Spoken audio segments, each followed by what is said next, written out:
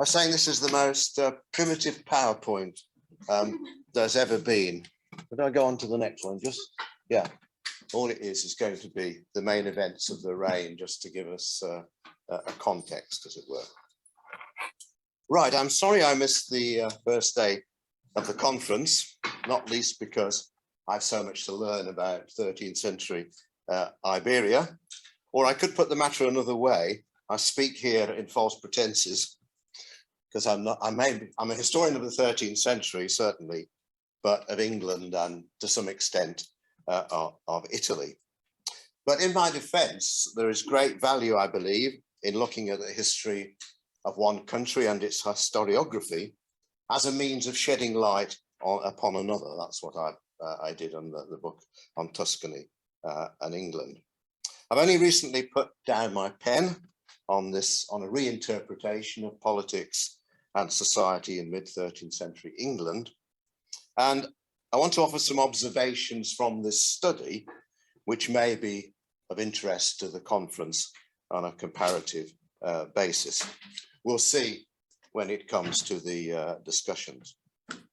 One of the benefits, it seems to me, of comparative study is that it takes one away from national myths and the distortions that arise from them, and from reading a chosen period in terms of later developments.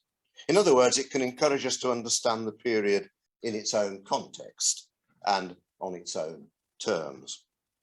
Now, I hesitate to say what particular dangers there are in relation to 13th century Iberia, but I guess that if one were to list them, they may well include or still include, on the one hand, an overemphasis upon the concept of frontier and upon the Spanish as crusaders par excellence, the saviors of Christendom from Islam and Islamicization, and on the other, perhaps as the initiators of representative institutions, and a tendency to understand 13th century phenomena in terms of the later constitutional history of Castile and Aragon. But you can tell me what likely distortions there are. As regards the 13th century context in general, one might want to concentrate on such features as the continuing growth of the state, or at least of law administration institutions, the nature of monarchy, dynasticism, the relationship between central and local power, and the special relationships and social mores that underpinned the exercise of power and authority, especially by the nobility. And so to England. We begin inevitably with Magna Carta, which his opposition barons forced King John to concede in 1215, is of course the most famous constitutional document in English history, perhaps in world history. And it was the product of what was in effect round one of a struggle for control of the realm. Round two was played out between 1258, when opposition barons once again confronted the king, this time Henry III, between that and the Battle of Evesham on the 4th of August, 1265, where the baronial leader Simon de Montfort met his death and the opposition to the crown faltered. Reform, however, had not run its course, and the first half of the reign of his son, Edward I, saw a more stable polity, considerable legislation, and the growing centrality of Parliament in the politics of the country. Now, I've expressed these events as neutrally as I can. There developed on this base a standard 20th century interpretation, which I'm setting out to challenge as the product of national myth and of constitutionalism, of something close to what has been castigated in the past as the Whig interpretation of history, where historians, English historians, identified and championed progress towards liberty and democracy, and the creation of a constitution, which was a peculiarity of the English, an interpretation that was a mixture of teleology and essentialism. The story that is told is this. On the death of King John, 1216, his supporters had his 12-year-old son crowned, fought off the rebellion and the invading forces of Prince Louis of France, upheld Magna Carta, and most particularly the king's interests. Among the features of the minority was the involvement of the higher nobility in great councils, as well as in the holding of office and holding strategic positions. The minority was followed by the period 1234 to 58, which was the period of Henry III's so-called personal rule. Unfortunately, he proved an unsatisfactory king. He was weak in political intelligence. He allowed the great offices of state to lapse. He allowed his officials, primarily his sheriffs and his judges, to oppress the realm.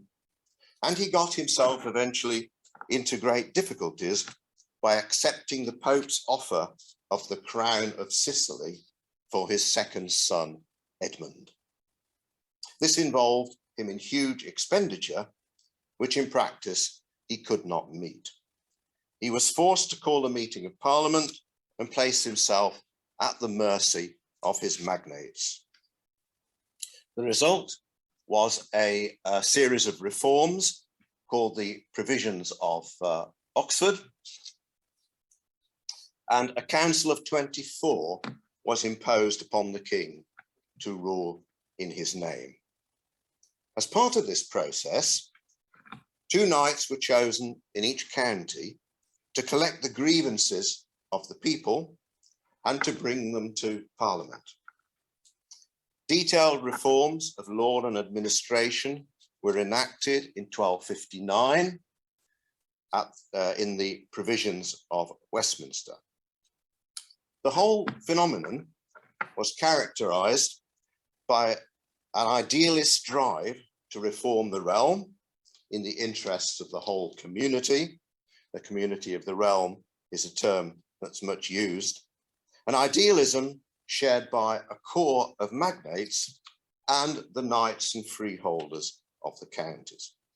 It was a time of national fervour, and the events of 1258 to 9 constituted a national revolution with immense implications for the future of the country.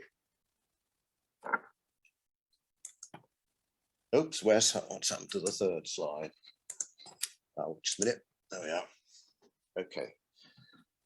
Unfortunately, the plan faltered. The king and his supporters reasserted control, and a fatal split occurred between moderate reformers on the one hand and those who believed fervently in reform in the interests of the entire nation. The leader of the latter party was Simon de Montfort, Earl of Leicester.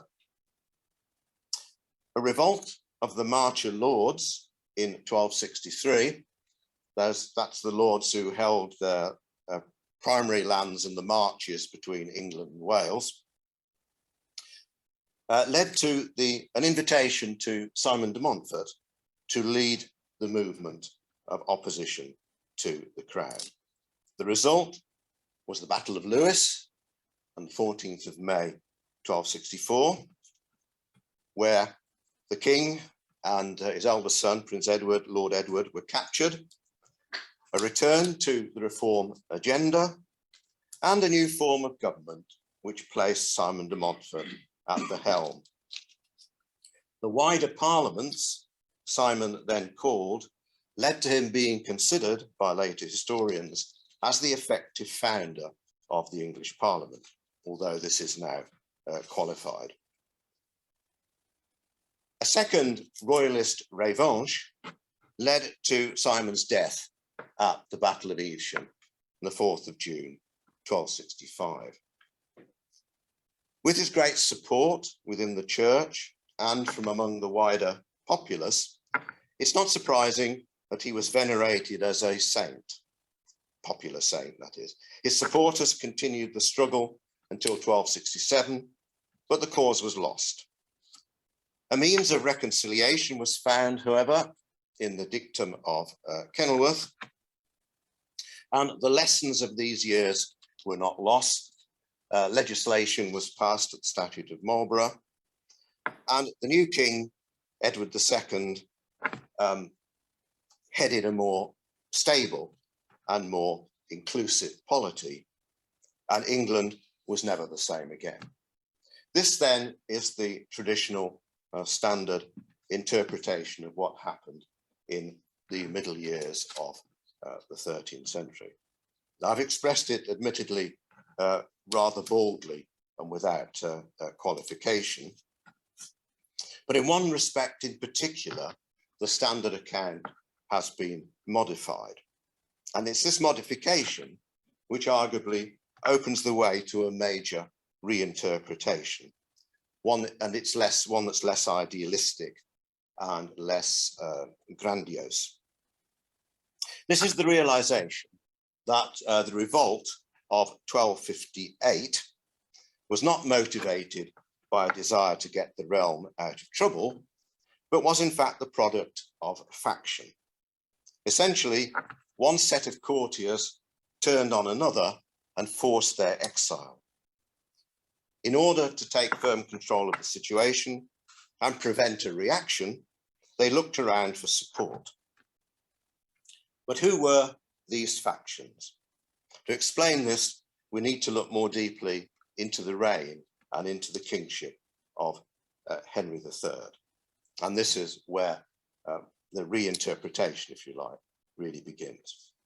I'll try to convey the characteristics of Henry III's rule as briefly as I can.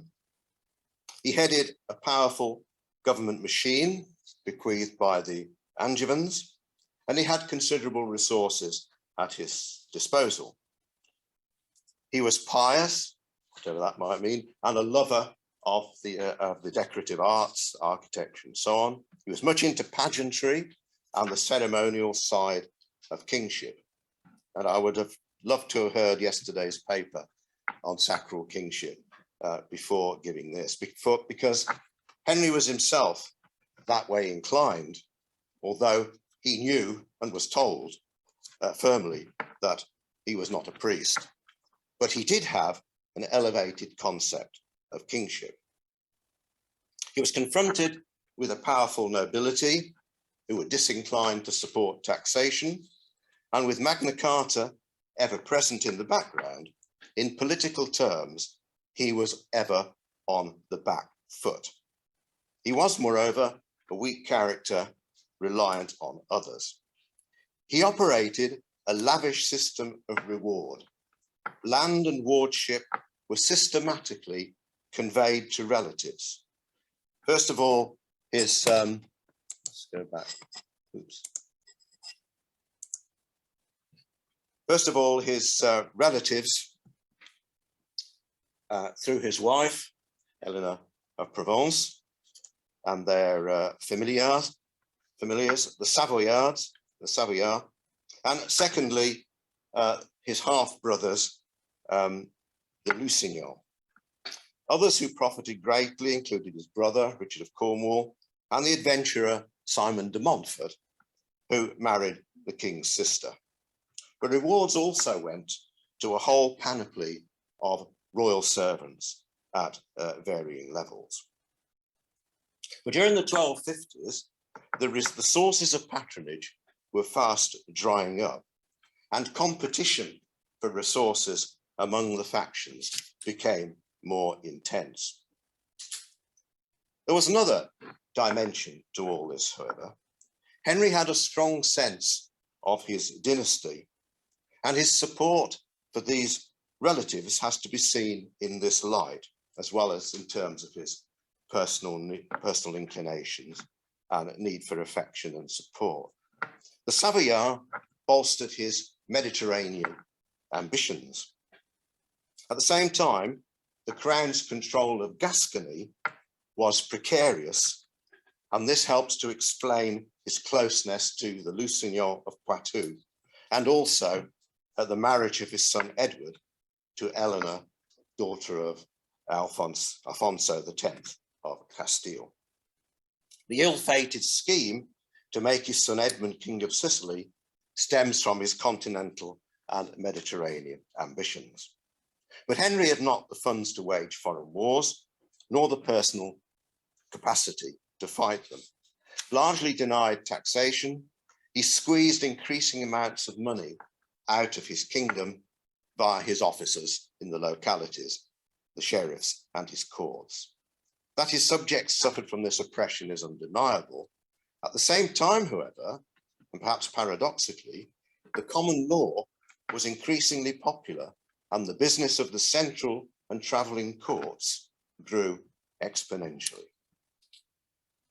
It's time to turn our attention to the nobility. Henry was no warrior, but his nobility, including his earls, was a warrior caste.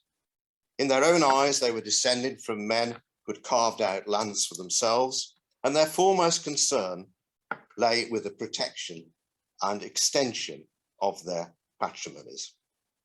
Some of them, the Marcher lords in particular, operated along an active frontier. Some were also active in Ireland. Some, like Simon de Montfort, had the Crusades in their blood. All had their own military followings of knights and others, some of whom were their tenants, others not.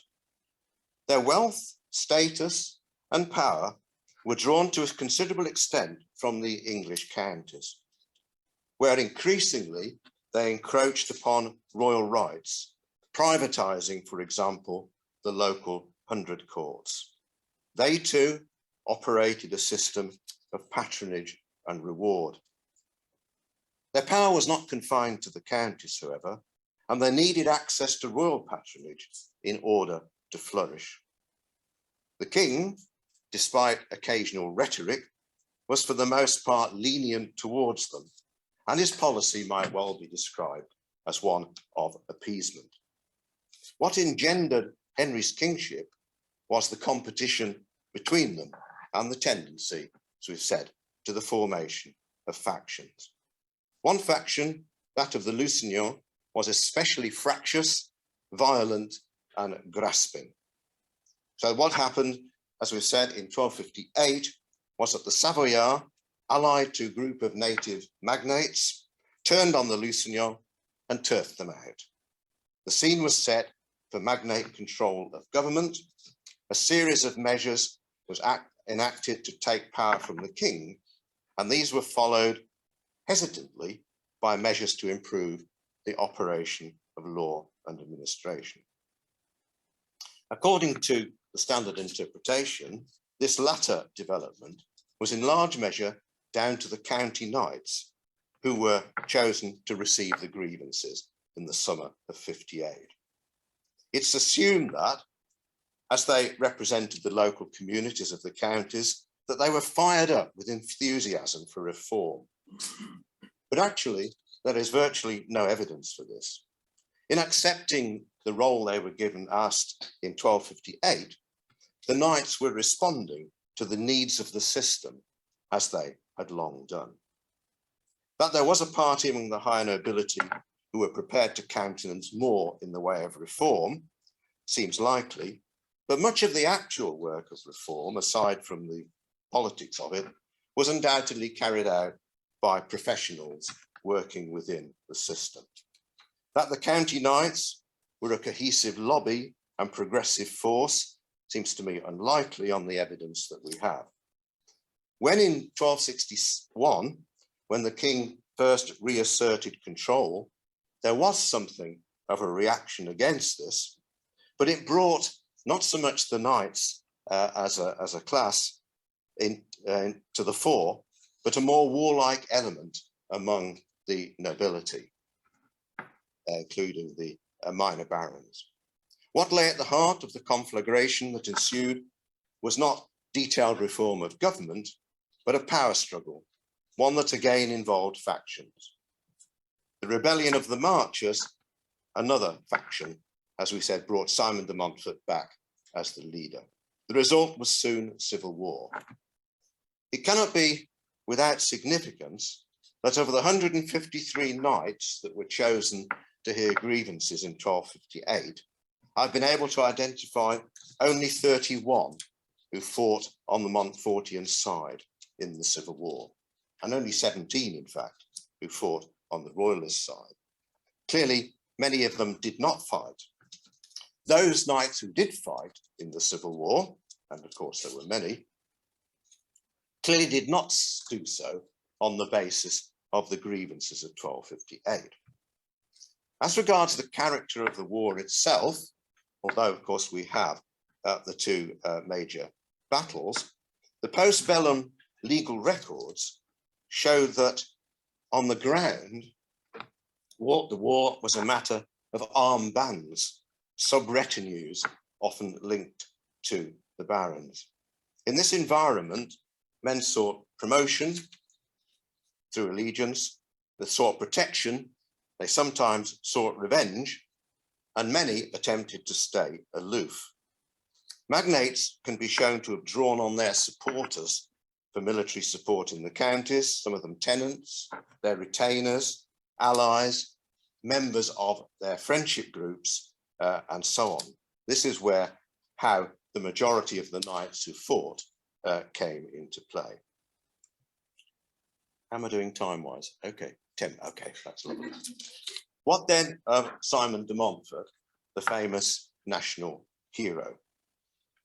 We obviously don't have time to look at all closely, but suffice it to say that he was by no means the trans-historical progressive figure that some have made him out to be. It's become increasingly clear, in fact, that in much of his behavior, he acted like any other aristocrat of the time, putting his own fortune and fame and that of his family first. No doubt he was charismatic, and his forcefulness and indeed inflexibility appealed to many, including many churchmen. But his popularity within the aristocracy, within the broad landowning class, can be exaggerated.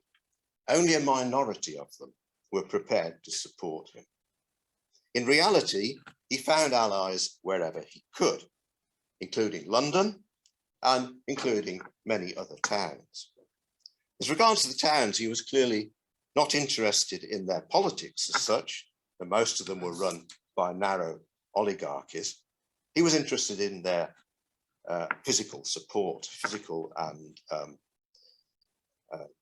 metaphorical support. As regards to the wider populace, he was arguably not so much the first popular leader in English history, as he's recently been called, as the first populist leader. We're dealing in this period less with genuine national feeling, although there was undoubtedly some, than with whipped up xenophobia. Simon did have, admittedly, some startling success in this respect, particularly the extraordinary gathering at Barham Down on the south coast, where people amassed to repel foreign invasion in the summer of 1264. Invasion didn't in fact come. As for his following within the church and among the monastic chroniclers, the last great office they did him was to ensure his future reputation. Finally, a period of relative calm and reconciliation did follow, and this gave way to a more stable political scene during the early part of the reign of Edward I, 1272 to 1290, should we say, when the crown was riding on the crest of the wave of victory, when there was relatively little dissension, and when Parliament played a more regular role.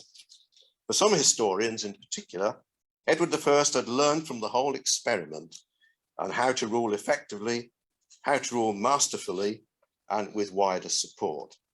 However, the changes brought about at this juncture can easily be exaggerated. And it could be argued that what we see is not so much the resolution of conflicting approaches to power as a new equilibrium, but the wheel would soon turn again. So, to summarize, the mid-13th century was not, in my view, a time of unusual idealism, nor revolutionary fervour, but rather one of power struggle between factions, and ultimately between those who supported royal rule on the one hand, and those who followed Simon de Montfort in favouring more dispersed power on the other. In order to understand the nature of the conflict and its manifestations, we need to penetrate the world of the aristocracy, that is, both the high nobility and the knights, their relationships, their values and beliefs, rather, I think, than focusing on something nebulous like the Constitution.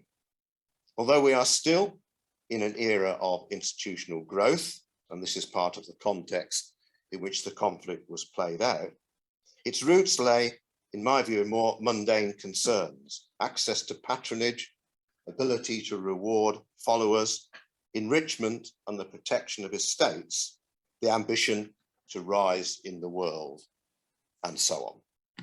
Thank you.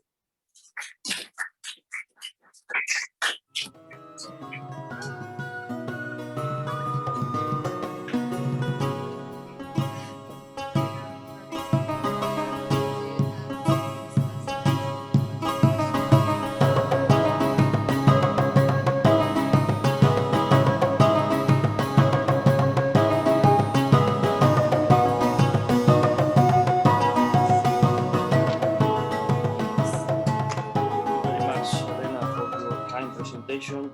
Likewise, I would also like to thank all of you for attending and those who are following it virtually. As it was said before, my field of study is the Kingdom of Navarre, a little kingdom that was situated in the north of the Iberian Peninsula, between the kingdoms of Castile, Aragon, and Gascony. The title of my thesis is Administrative Transformation and their effect over the relationship between the monarchy and nobility in the Kingdom of Navarre during the 13th century. My aim is to analyze how the way in which the Navarrese nobility was rewarded for its service to the monarchy changed during the 13th century. First and foremost, I would like to make it clear that I'm not an expert in the medieval history of the other Iberian Christian kingdoms that will be studied below. In addition, it should be taken into account that historiography has not studied the institutional development and the relationship between monarchy and nobility of the 13th century with the same intensity for the different Iberian territories, nor for all phases of its development. Despite these limitations, this presentation aims to offer a general study of the change in the system of territorial organization that occurred in the Iberian Christian kingdom throughout the 13th century, as a result of which was altered the role played by the high nobility in the territorial administration. In addition, the consequences that these transformations could generate in the relationship between monarchy and nobility of each territorial space will be treated. A global analysis has not been done today, and that despite this is fully pertinent if we take into account the similarities observable in the evolution of this phenomenon. However, we warn of the great difficulty involved in proposing a general analysis of this type, even more when the knowledge we manage is so uneven. It should be noted that when assessing the individual reality of each kingdom, it could be necessary to take into account many particularities and internal and external factors that we will not be able to delve into for reasons of time. For this reason, I decided to carry out a global analysis focused solely on appreciable analogies. From early Middle Ages, the territorial government of the Iberian Christian kingdoms was structured mainly in the tenencias, also known as terras in Portugal. The tenencia involved the delegation by the monarch of jurisdictional power over a territory under royal jurisdiction, generally to a baron, that is to say, a member of the high nobility who was known as tenente. Tenentes enjoyed various jurisdictional, military, and political prerogatives, the details of which are not always well known, as well as the right to share certain rents with his lord, the king. In exchange of this endowment, they were expected to render services to the king, especially military ones.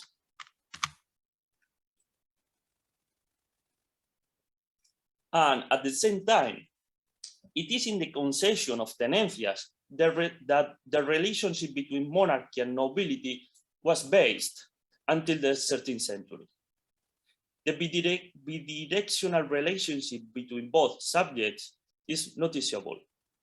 The monarch temporarily and revocably delegated the jurisdictional power over a territory under royal jurisdiction to the nobleman, and consequently received the loyalty and service from him. However, this system should not be interpreted only as a way of exercising the royal power by delegation, since the tenencias also constitute one of the power bases of the nobility. In fact, obtaining these districts allow magnates to control territories, clienteles, and incomes. Because of that, tenentes developed their own interests in these districts, trying consequently to patrimonialize them. That is why we must place the tenencia in the balance of power between monarch and the nobles. While the former tried to replace the holders with the aim of having greater control over them, the latter sought to incorporate these territories into their personal assets. The territorial government through tenencias extended from the early Middle Ages to the 13th century, although it was developed differently in each Iberian political space. Throughout this last century, the system of tenencias was replaced by a new administrative formula based on broader districts, the merindades, which in the crown of Castile coexisted with the adelantamientos, in Portugal with the juzgados, and in Aragon with the sobrejunterías. The need to clarify the details of the transition from the tenencia to the merindad is still evident, but it seems clear that the mutation did not occur suddenly in any of the Iberian kingdoms. In other words, its emergence was not a direct consequence of the extinction of the old territorial units in any of the cases. There is evidence that points to its origin at earlier dates. In fact, the configuration of the new territorial organization headed by the merindades was a result of a very long process that began in the 12th century, with different times and characteristics in each territorial space. It is necessary to highlight an aspect related to the social origin of the merinos, that is, the royal officials who could be in charge of these new instances of power. In this sense, very few individuals belonging to high nobility sectors are documented during the period studied. These are generally members who came from the lower and middle nobility, but who climbed socially thanks to the exercise as merinos and their proximity to the king. In the Castilian case, it is observed that they had a solid patrimony, managing to integrate into the highest sectors of the nobility and enrich themselves in the exercise as merinos. In León, it seems that they had a less prominent political position.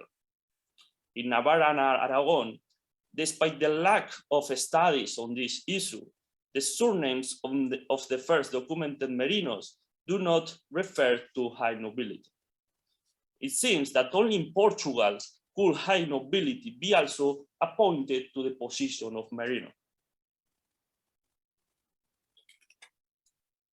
The replacement of the old tenencias by the merindades must be contextualized in the general process of reinforcement and spread of royal power that occurred in the Iberian Christian kingdoms and in other European territories with particular rhythms, intensities, and characteristics, but also with some significant similarities. In this regard, it should be pointed out that the monarch managed to spread their power directly to the entire kingdom through the configuration of central institutions of government and the development of royal taxation. In regard to the merindades, they must be understood as one more element in the process of territorialization of real power. These vast administrative circumscriptions were in the hands of merinos directly dependent on the king. This made possible the articulation of the power of the monarch over the power exercised by the tenentes during the time that the tenencias survived, and the lordships, safeguarding the jurisdiction of the later. So the royal power was extended and territorialized as the new instances of the royal administration were configured.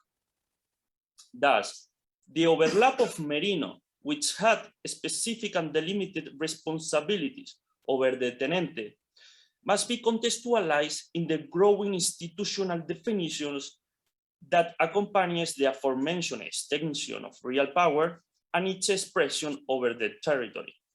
In this sense, it is interesting to observe how the monarchies adopted formulas with clear similarities. These similarities are also perceived in the royal profile of merinos. In this sense, kings had already begun to incorporate officials with a lower social and economic profile into the incipient institutional structures of the kingdom, with the aim of decoupling the barons from the exercise of the power, while gaining at the same time their political weight and the influence they had traditionally been exerting on the tenencias. What happened with the high nobility then? Once detached from the exercise of power, the barons became beneficiaries of castle governorships, donation, and money fees, that is, a payment in exchange of the provision of military services. As today, many of the parameters underlying the process by which the high nobility was replaced in the exercise of power and the manner in which it was incorporated into the incipient state structures are unknown. However, it seems that this development was not exempt from conflict in any of the Iberian Christian kingdoms. As noted above, the tenencia was one of the power bases of the nobles. Through these districts, they obtained the ability to influence over a territory and therefore over the population that live in it, clienteles and incomes. That is why that the territorialization of real power through the creation of a new administrative organization outside the scope of tenencias came into a conflict with the particular interests of the nobles, since they undermined their power and the ability to influence over the territory. The friction between the monarch and nobility were increasing until they erupted in the second half of the 13th century. At this time, we must situate the multiplication of peninsular nobility rebellions.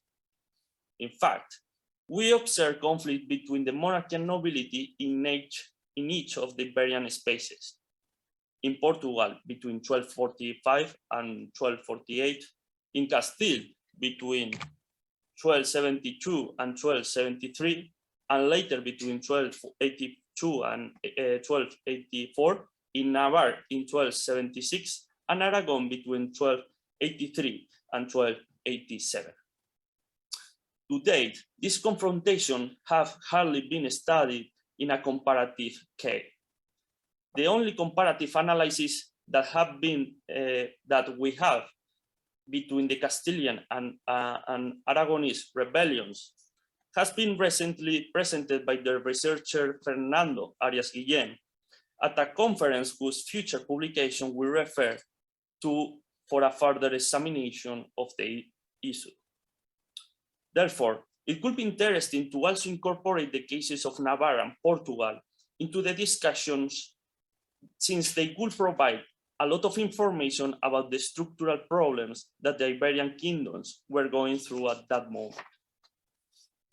Below, I will carry out a cross-sectional study of the rebellions of Castile from 1272 to 1273, Aragon and Navarre, since they are the cases which we have more information. Even so, far from proposing an exhaustive study, a word that will go beyond the limits of this paper, we will focus on a very specific aspect, the particular interest of the high nobility in relation to the replacement of the tenencias and their inclusion into the new system of retribution. In the first place, one of the notable common elements in the complaints by the nobles about the performance of the royal officials in charge of the new administrative system.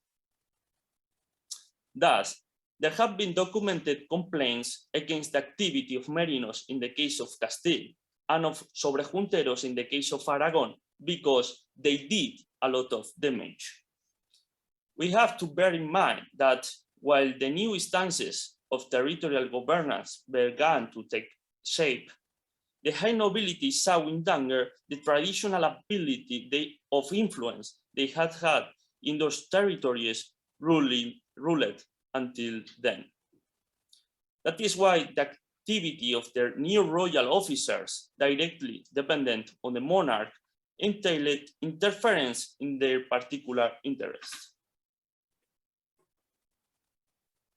Another interesting aspect in the demand by the nobles for the preservation of their patrimonial and jurisdictional interests, which had been harmed by the establishment of the new institutional reality.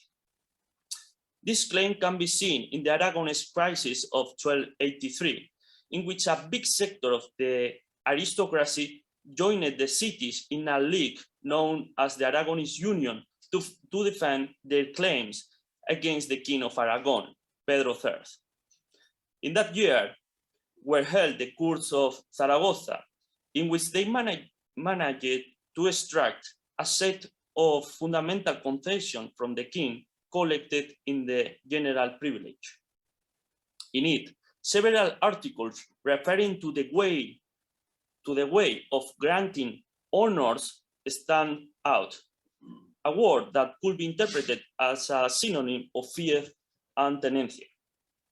Among many other things, the nobles obtained from the king the restitution of the honors granted during the mandate of his predecessor Jaime I, and of those converted into royalty, and the inviolability unless there was a judgment of the justice.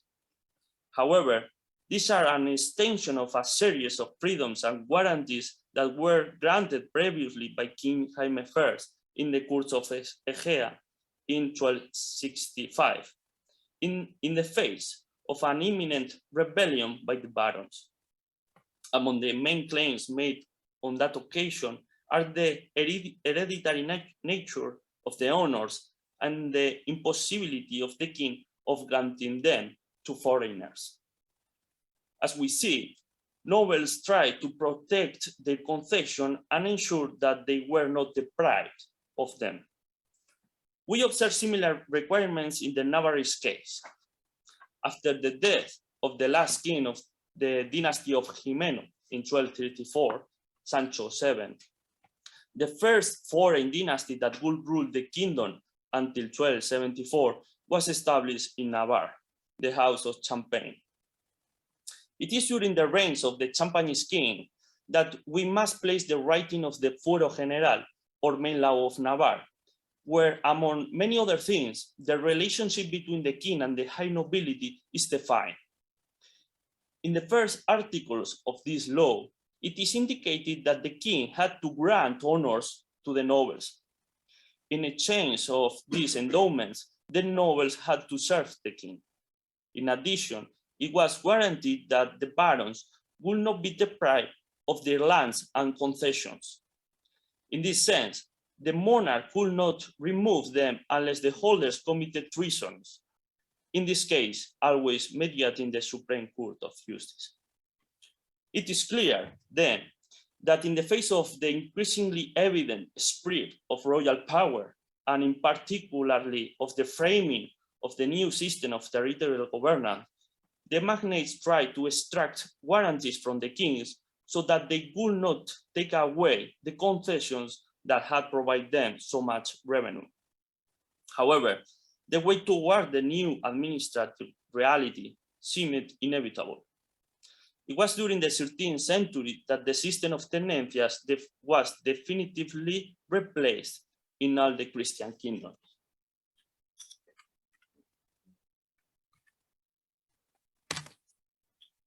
In Castile, the infant Felipe, brother of the king, and the heads of the three main lineages of the kingdom, that is the Lara, Castro, and Haro, joined in 1272 against Alfonso X. According to Professor Álvarez Borges, the way in which the rent fees were distributed was a central issue in the conflict between the king and the nobles. In this regard, he observed a continuous discontent of the magnates since the middle of the 13th century due to the way in which this type of benefits were granted. In fact, there is a continuous request for an increase in rent fees, whose quantity never seems to satisfy the needs and or expectation of the nobility. As for Navarre, in the absence of contemporary Navarrese chronicles, we have another type of source whose exploitation could shed light on the structural problems in which the Iberian Christian kingdoms were immersed. These are the record accounts of the kingdom, in which the incomes and payments of the Navarrese monarchy are registered. The first record account is partially preserved and contains information for the year 1259. The first one that is fully preserved contains notes about the year 1265 and 1266. The analysis of these two volumes, together with that one of 1280, allow us to throw several ideas into the question. After tracking the last documented tenentes and the first beneficiaries of rent fees, we can affirm that there was a transfer of the high nobility from one system to another. At least 15 tenentes were subsequently beneficiaries of rent fees. Likewise, it seems that the king compensates economically the aristocrats when the removal of tenencias. That can be observed in one chapter belonging to the record account of 1266, titled Lo que los rey arrendó als rics hombres, that is the ricos hombres, the main barons of the kingdom, per las honors que les prenía. In other words, it is a series of simple payments, in some cases quite large, that the king made to the main nobles on the occasion of the withdrawal of the tenencias. The record accounts related to 1266 and 1280 also provide valuable information regarding the rent fee, which in Navarre were called caballerías when the beneficiary was a member of the high nobility, or mercadería if the beneficiary was a knight or a squire. Let's focus now on the currency in which these rent fees were paid. In the record accounts of 1266, the rent fees were paid in sanchetes, the currency mined in Navarre since the reign of Sancho VI, while in the year 1280, the majority of them were paid in torneses. The tournes was a French currency minted in Tours that was introduced in Navarre concretely in 1266. However, according to experts, this new currency had approximately 10% of silver less than the Sanchete.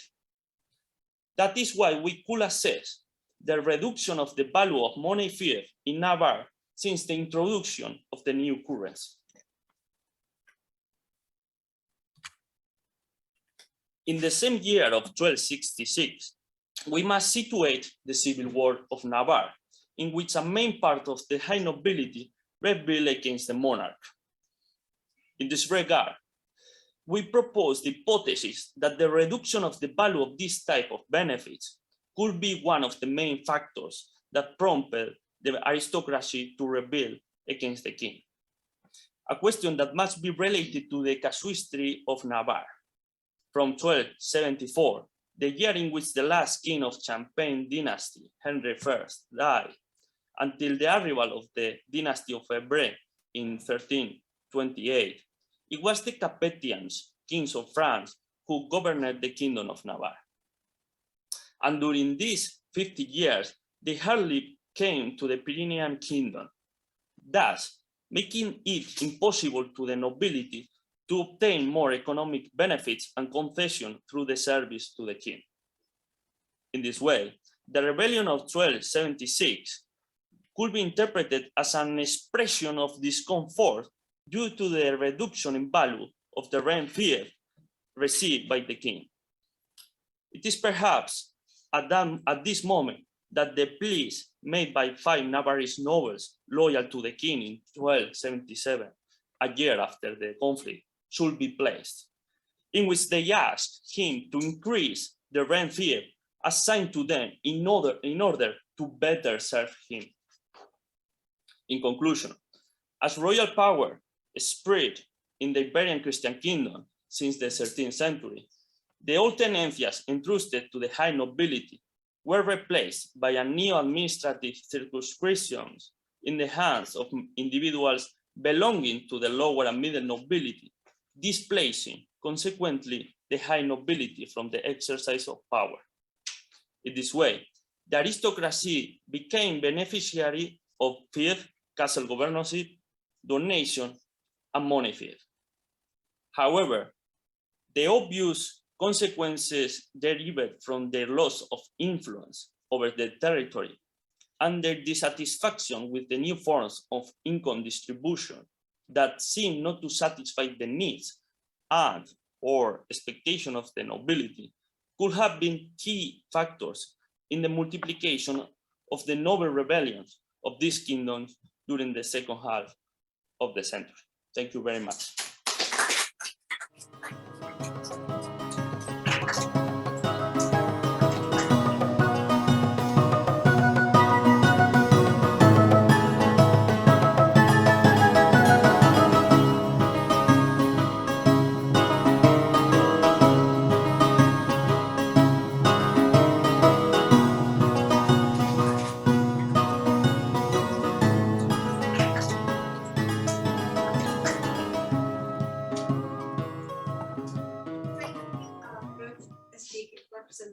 Those papers were amazing, and we can start the turns of questions from the audience, both online and in person.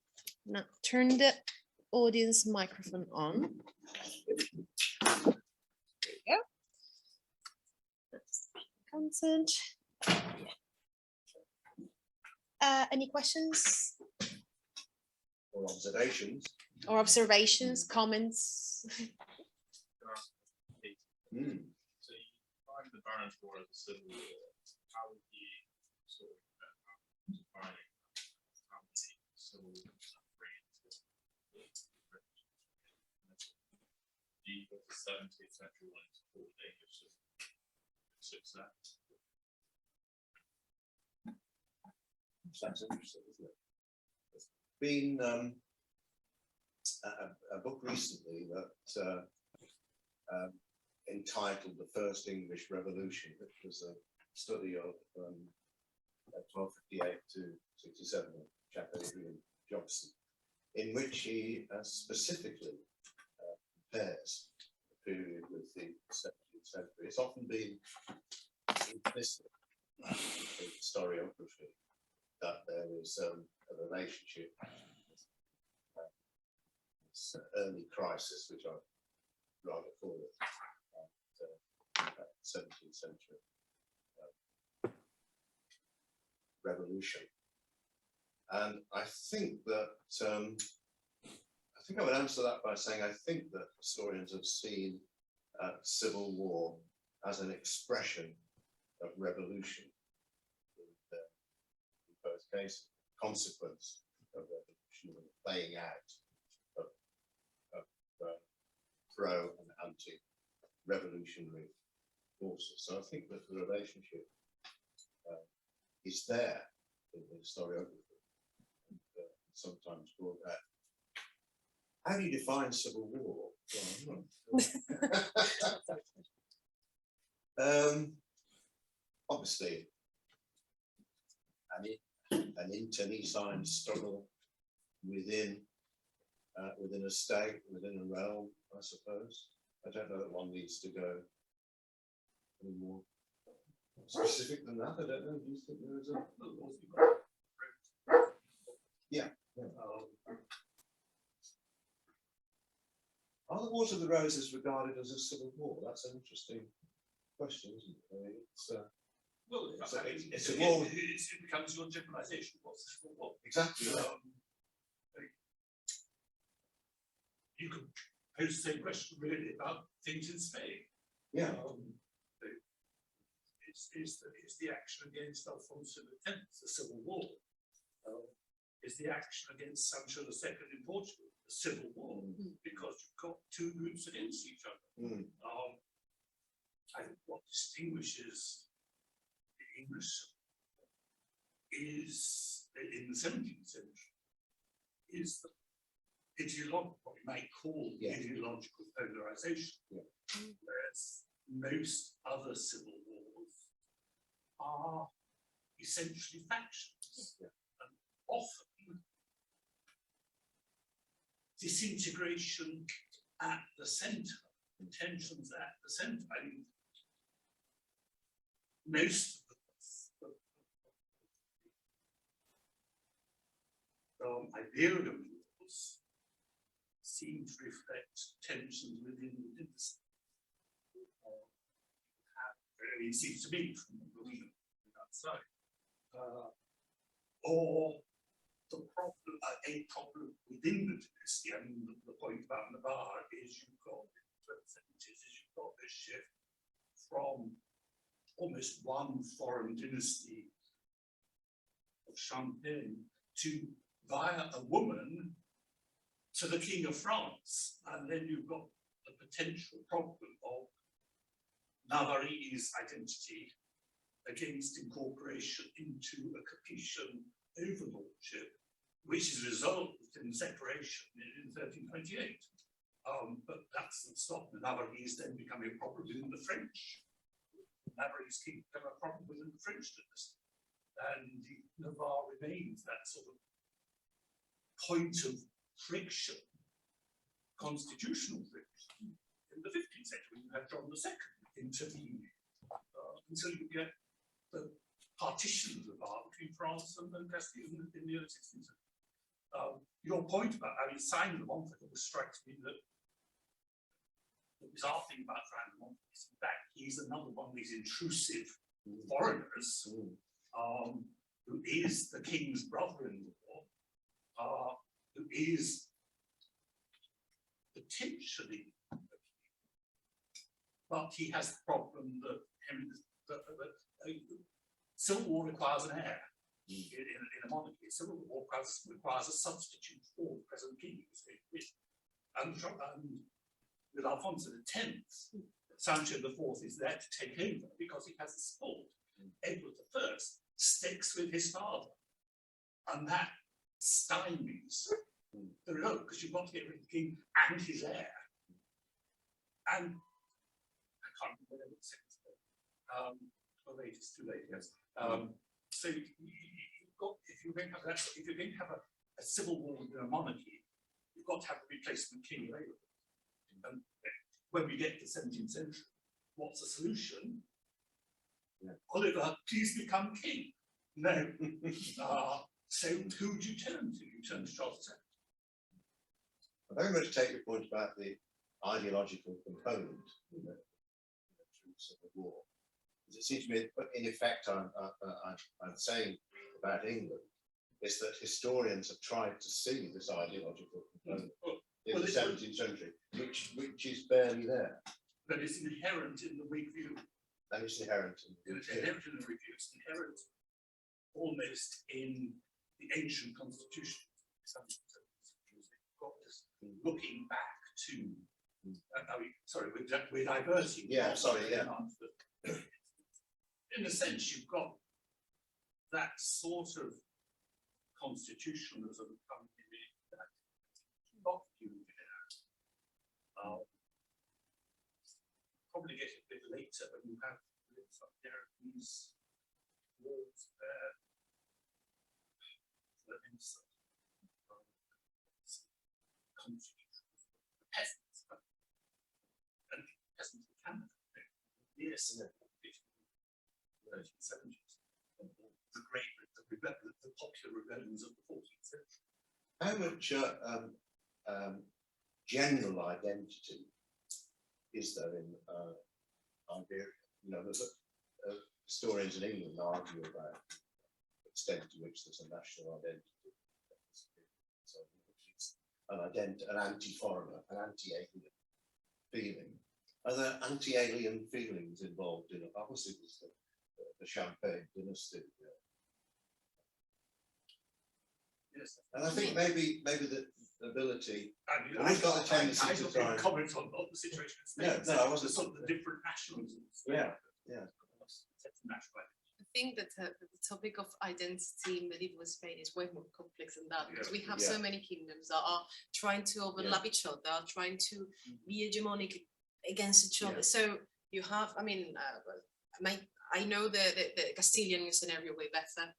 And for example, with this idea of Alfonso X trying to be Emperor of the Spaniards, you're portraying an identity there that is not just Castilian, it's not Navarrese, it's not Portuguese.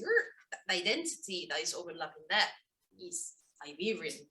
So there is some sort of that from the side of Castile was all the kingdoms were trying to separate themselves from that idea of the, well, we're not under you.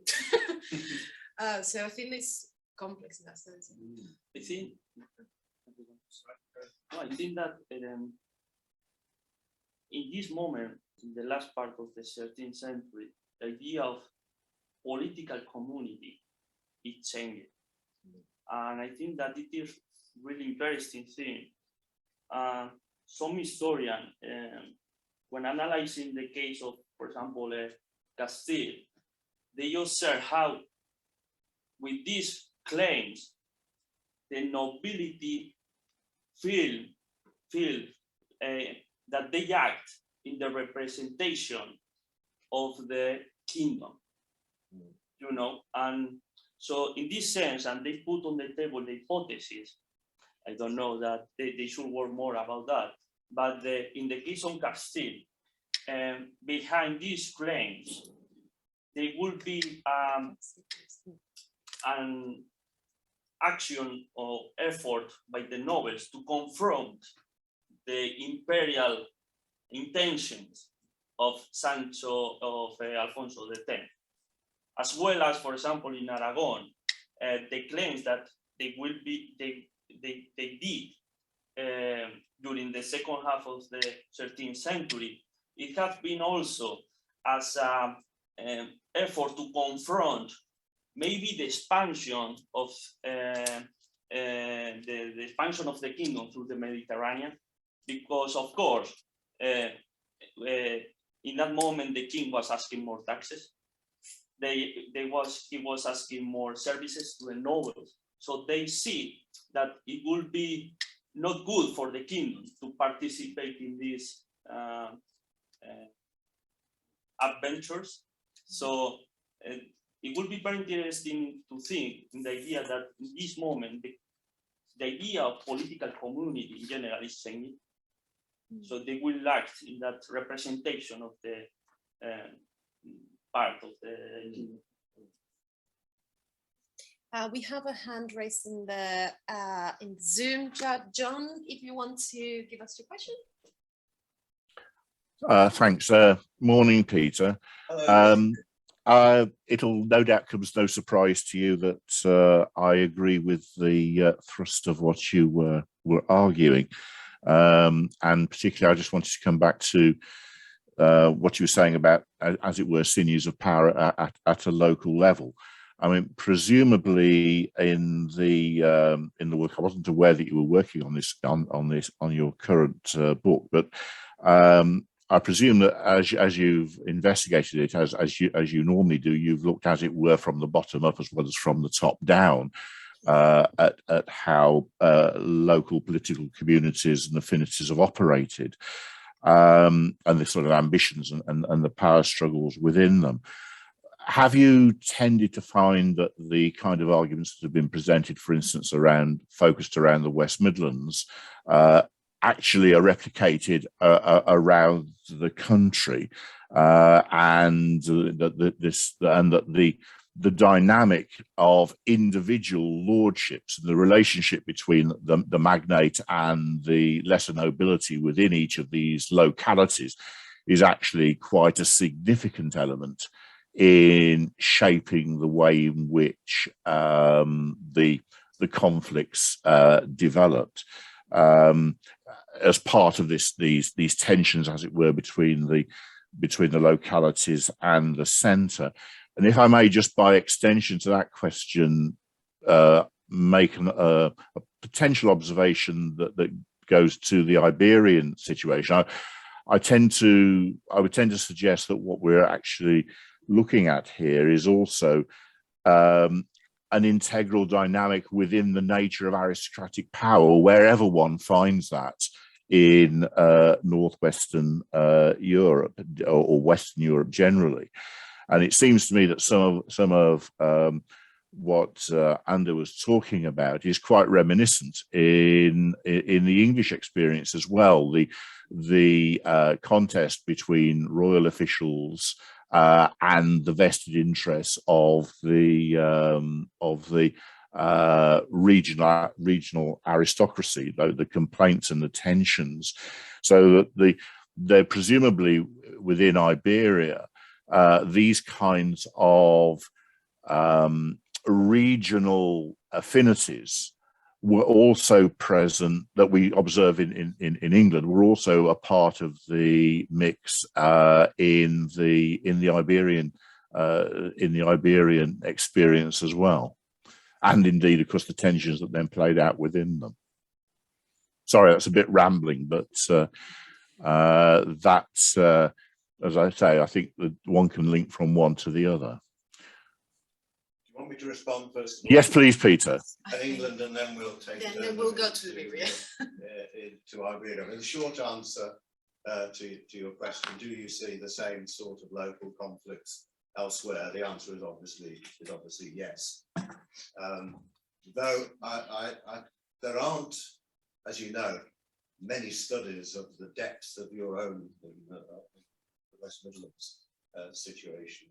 The Civil War on the ground, as it were, as opposed to the battles between the higher nobility and the king, are immensely complex. As you said, bring in all sorts of dimensions in terms of both politics. And yes, this is played out elsewhere. And an occurrence that you find really throughout the scene is the dynamics of tensions between members of the higher nobility, basically to keep others out of your area of control, of your social and as well as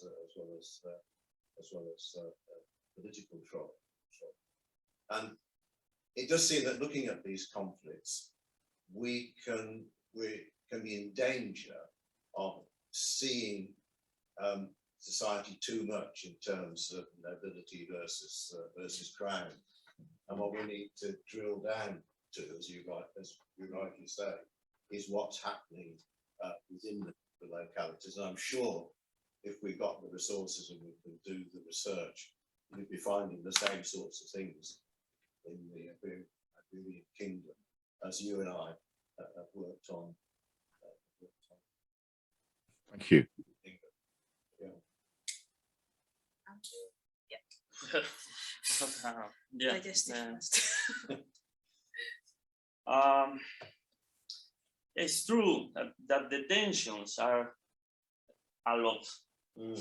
So, as Peter said, I think that to see this conflict as in terms of monarchy versus the crown would be quite simplistic idea.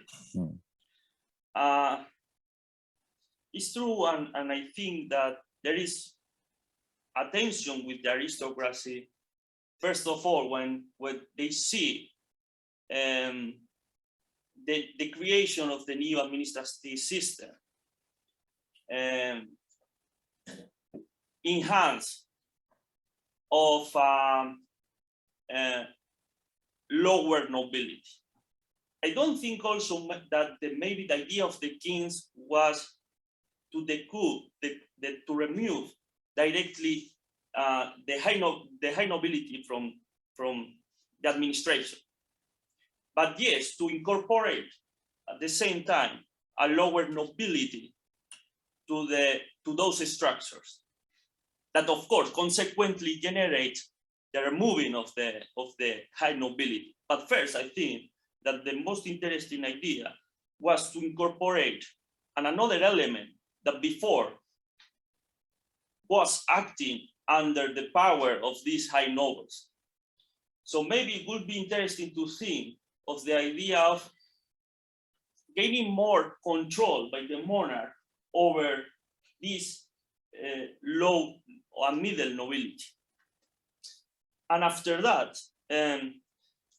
I think also that the problem, as I said, is not the directly confrontation between nobility and that extension of real power, because of course the high nobility benefits from that extension and from the creation of the state. But I think that the problem is how this high nobility was incorporated to those structures. So I think that maybe the study of these record accounts will give the idea of a lot of information about those problems between nobility and monarchs. The idea that I have in Navarre, for example, is that we are speaking, first of all, we are speaking about the small nobility. We can compare it with the Castilian nobility. And they need that benefits from the king to sustain their way of life and also their clientele. So they will ask, and I think it's eternal question that also we see it for Castile. They are continue asking more and more, for example, money fiat or the increase in money fiat. But there is also really interesting, of course, we see the part of the nobility, but it will be really interesting to see the other part, that is the monarchy.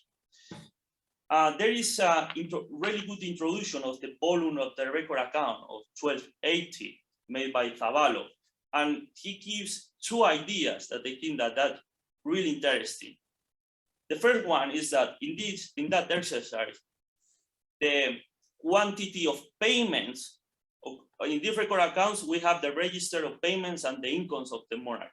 So in that record account, we have he analyzed the quantity of the payments that is higher than the incomes, first of all. And the second idea is that 2/3 of all the payments are destinated to that redistribution system, that is for the payment of castle governorships, donations to the nobles, money fiat. So for the monarch also was really expensive to sustain that system. So I think that there is a tension between a monarchy that can give more money and nobility that need that money or need more money. Una pregunta aquí, Alejandro. Sube la voz porque ha habido problemas. La gente está diciendo que. Y luego. Thank you. I was wondering what is the difference between civil war and aristocratic violence, because these conflicts could be branded as civil war, and to what extent this notion of civil war is not the product of, as Peter mentioned,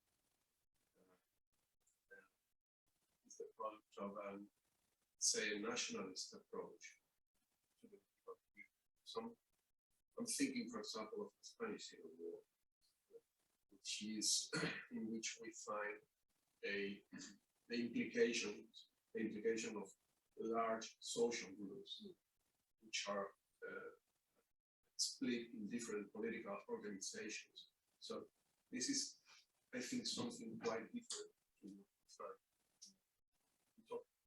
I'm not an expert on these issues. Outsider here, but I was wondering to what extent these conflicts are more aristocratic violence than what we usually know as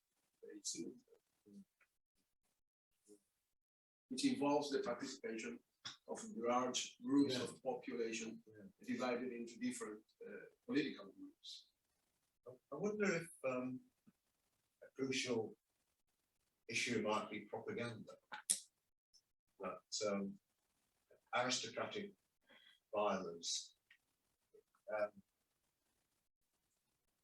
if in pursuit of their ends, aristocracy in fighting among themselves, if they have the opportunity to reach out and get wider support, and they will propagandize in order to do so. In England, certainly the anti-alien thing is part of this matrix. If they can do that successfully, perhaps one is moving towards a situation of what might be civil war. That's a little less like saying you have a civil war where you have different parties. Automatically, I think that's a satisfactory one. I think you have to just recognize civil war as a generic label. Yeah. Which varies from situation to situation. I thought of another one in England, actually, the anarchy of Stevens, Yeah. where you let two parties where it was a succession dispute. Yeah. The extent to which a succession dispute will become a civil war is largely a quantification of the violence. If you have a succession dispute which is resolved by an assassination, then it's not a civil war. If you have a succession dispute which takes 20 years to resolve because people are fighting each other, then it's a civil war. Well, maybe just a long-standing aristocratic. Oh, long saying there's already are. Yeah, I mean, that has factionalism. Yeah. I think we have to recognize civil war just a generic label. By whichever circumstance they think it's applicable. Perhaps when you talk in terms of civil war. Maybe it's At least just in my mind, it's a bit of a Yeah, I nationalist think approach. Simon has something to add to his point.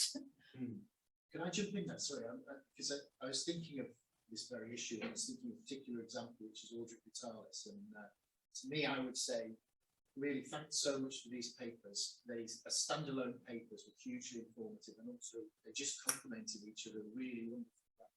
And if I thought I took anything out of them, it was the sense that we should avoid using words like national, state, and civil war. And I'd be interested to know how much the phrase civil war crops up in our primary sources and how much it becomes a kind of object of 17th century constitutional historical projects. Exactly as you say. And an example of this for me is Vitalis, who talks about civil war, not as much as you might imagine. He talks about it in a few isolated occasions. He uses the phrase, "This is more than civil war," when it's referring to particular political ruptions. And those political ruptions are usually not about splits within political communities, but about splits within families. You know, that family strategy is the thing that deserves the attention, which seems to apply that what we're calling civil war for Audrey is just business as usual, which is, as you say, aristocratic violence. So so that's one point I would make, and I would really encourage Anders to, both of you, just to me demonstrate how this is all about pragmatism, political pragmatism, and issues of elite sociability and political community formation in the 13th century, and how this is clearly a moment where the high nobility, with their sense of venerable legitimacy in their status, which goes back to various kind of anchor points, 1066 being an obvious one for England, Crusades as being a kind of one to have, is being outflanked by another crook, who is the king, who also happens to be the broker of legitimacy. He is the point for sovereign focus. So it's all about associating that sovereign quality that the king has in order to entrench your own agenda, as it were, your own family agenda, and that cuts across all the kinds of illusions and distracting issues that we get when we think about it in terms of national history and the state and state governance, administration and civil war and so on. This takes us to the whole issue of dynastic attitudes, doesn't it?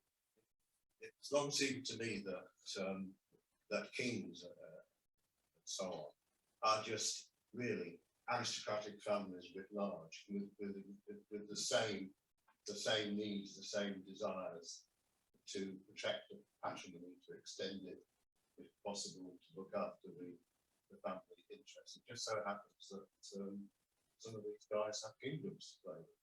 Big lords have little lords. Yeah. I mean, the concept of civil war is very classic. Yeah, I was going to ask about what.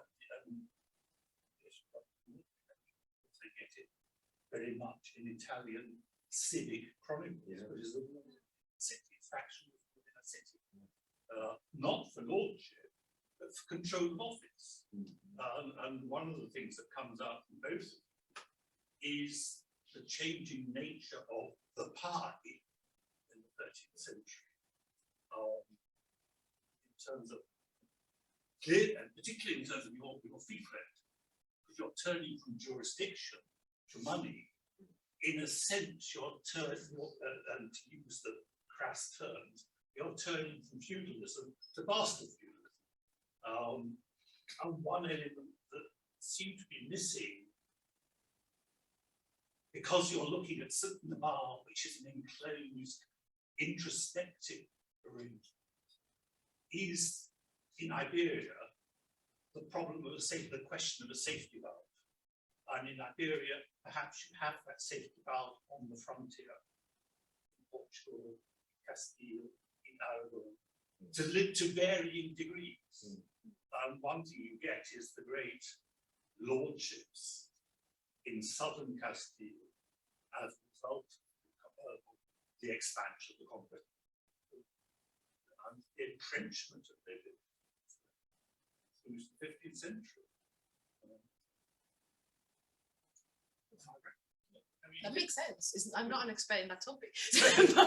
That makes a lot of sense. I mean, whereas in a sense, Aragon remains enclosed because the kings control the length.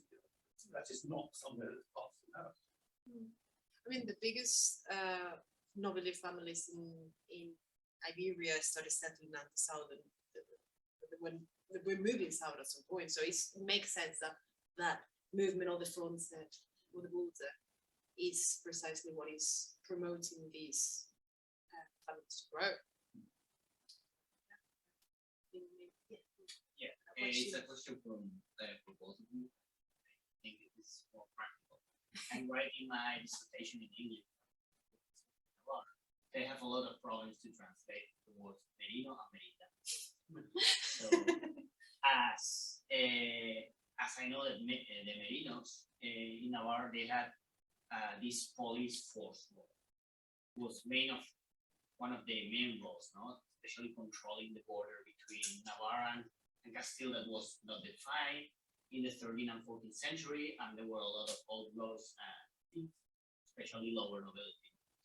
And so the merinos were in charge of persecuting this lower nobility that they were thieves and all.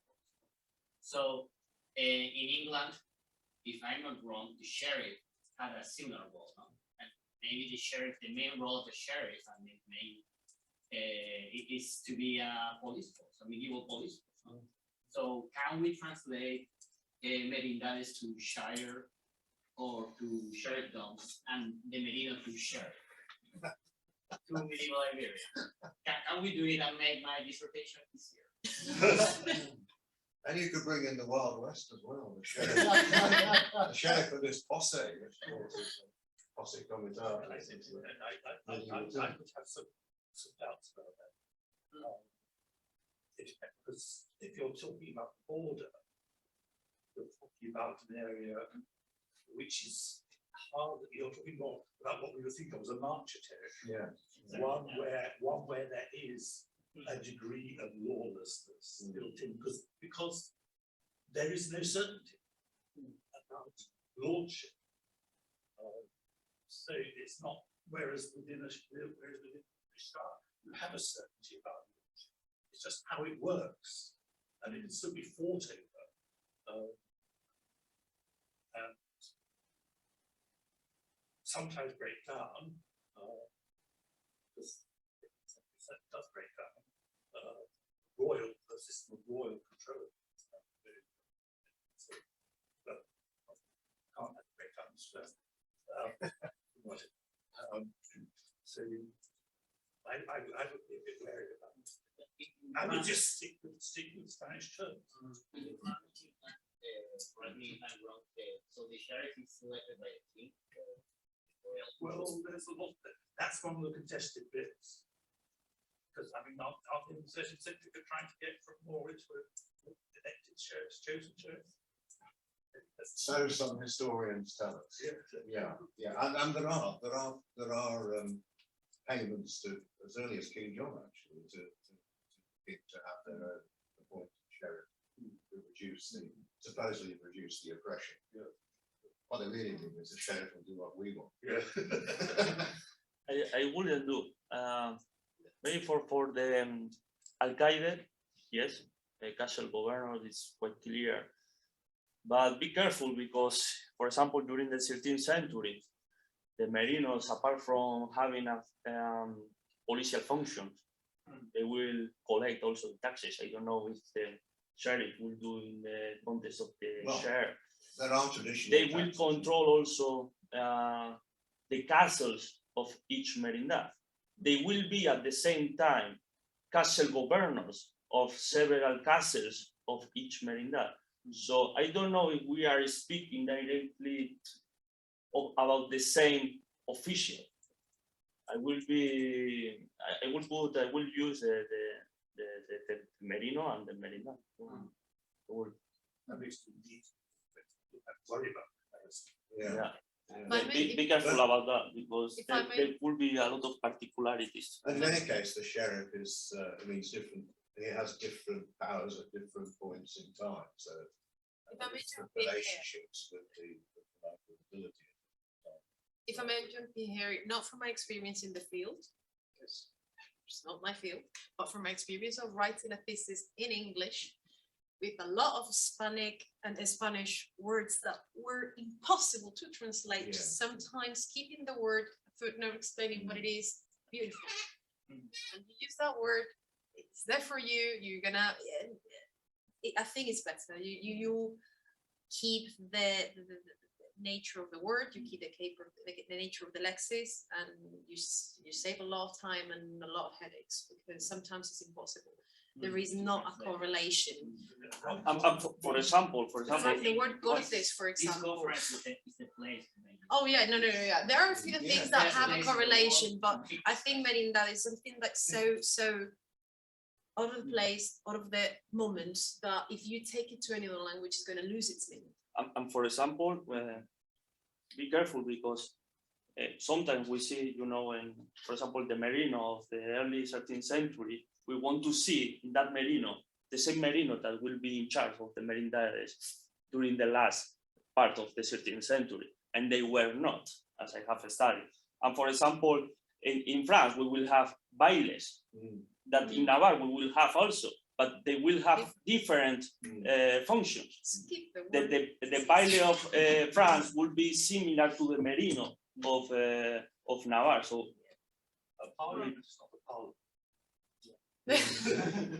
Well, I think, we can continue this amazing conversation about lexics, institutions, and very interesting things on the coffee during the coffee break, because there is need for coffee. There is always need for coffee. I think we can conclude this panel. Thank you again to those fantastic panels that complemented each other so beautifully and actually gave us a really nice overview of not only the peninsula, but also England and the relationship between all these places. Thank you so much. I think.